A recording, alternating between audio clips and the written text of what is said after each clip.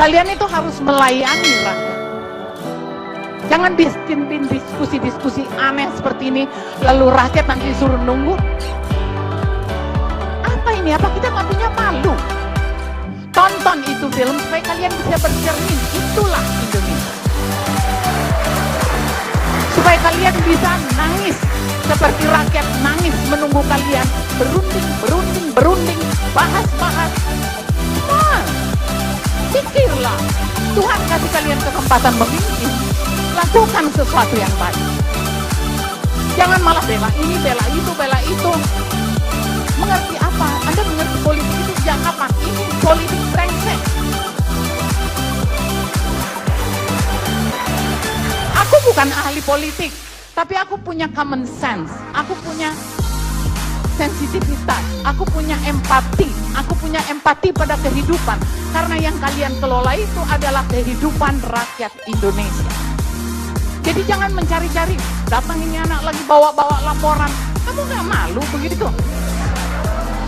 Aneh aja loh.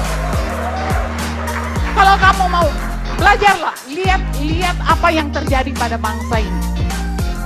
Saya sudah lama dengan teman-teman saya di gerakan, saya sudah lama mengatakan kita akan tiba pada titik ini. Ini titik paling konyol. Konyol, tidak berwibawa, kehilangan harkat, kehilangan harga diri. Itulah Indonesia sekarang. Buat aku, di sini ini negara sudah tidak punya kepala negara. Jangan manja-manja. Nggak ada kepala negara. Mana kepala negaranya? Mundar-mandir sana sini. Oh, nggak usah, jangan dibilang ragu, jangan. What? Emang kita tolol? Jangan kalian membuat ya seolah-olah bangsa ini atau negara ini tidak punya undang-undang dan aturan. Kalian mau berpolitik untuk merebut satu kedudukan, silahkan. Tapi begitu kalian jadi presiden atau DPR atau apa, buka itu semua politik. Buka.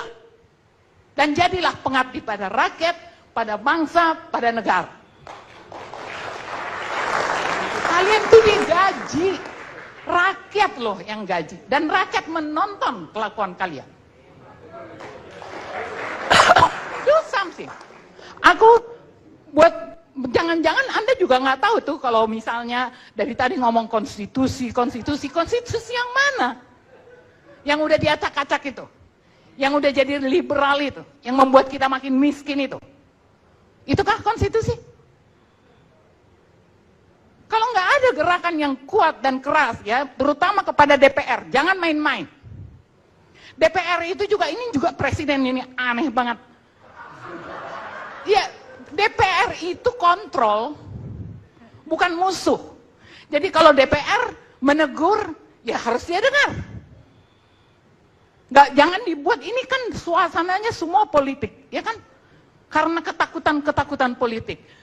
Tinggalkan politik. Sekarang zamannya bekerja. Udah jadi presiden, kerja.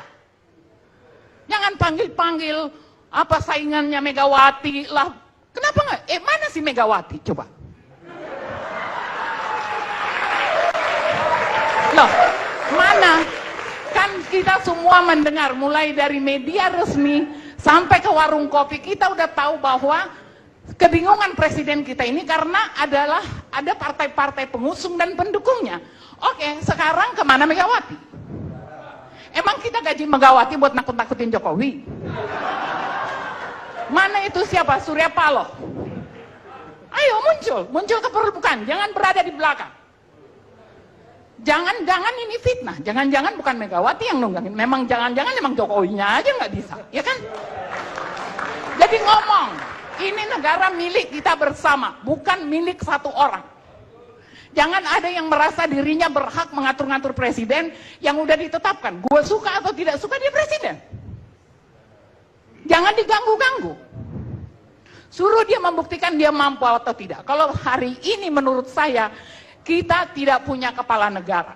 Nah, apakah kepala negara ini karena dia tidak mampu atau dibuat tidak mampu oleh penunggang-penunggangnya? Aku nggak ngerti. Tapi yang pasti ini negara dalam bahaya. Kalau ini terus-menerus seperti ini, bangsa ini dalam bahaya. Mau sampai kapan? Setiap detik yang kita tinggalkan, itu ada nilai rupiahnya. Kalian kan ada ahli ekonomi, ahli berhitung. Aku aja cuman seniman, aku bisa mengerti apa yang tidak bergerak. Ya kan? Jadi kalau buat saya, memang ini adalah momentum. Kita harus pakai momentum ini untuk mengubah cara kita melihat bangsa ini dan menghargai bangsa ini. Buat aku nggak penting kok pra-peradilan. Si BG sendiri ngomong kok. Dia ngomong apa tuh? Pokoknya kalau saya nggak dilantik, saya akan bongkar kecurangan pemilu. Apa nih? Ya artinya secara kualitas manusia ini nggak benar. Saya kira dia nggak ada ngomong gitu. Dia ngomong di media. Ya, di media. Ngomong. Ya, dia waktu apa?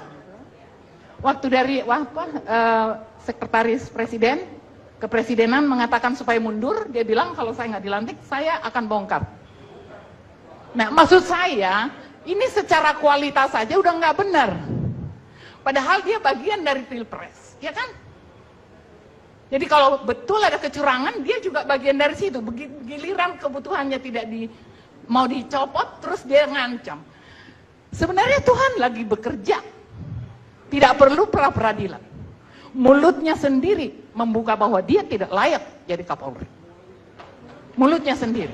Jadi kalau aku mungkin ini mau saya tutup aja, daripada saya agak stres nih gue. Tadi aku udah panggil Megawati ya, udah. Oke, jadi kalau saya sih menghimbau ya, kembali ke film tadi, tolong ditonton supaya kita melihat bagaimana buruknya bangsa ini.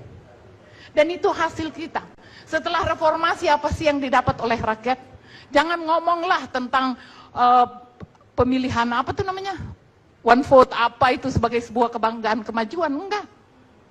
Hak demokrasi rakyat itu adalah hidup, dikasih lapangan kerja. Jangan tahu-tahu dikasih kartu terus baris-baris di depan kantor pos, itu bukan. Itu bukan hak demokrasi. Mereka jadi pengemis, padahal mereka yang bayar kalian. Itu yang terjadi. Jadi kalau buat aku ini harus ada revolusi. Itu kaum pergerakan tuh bergeraklah, jangan cuma ngancam-ngancam. Saya kira ini malam yang paling Ibu Ratna ini darahnya paling tinggi malam ini. Kita rehat sejenak.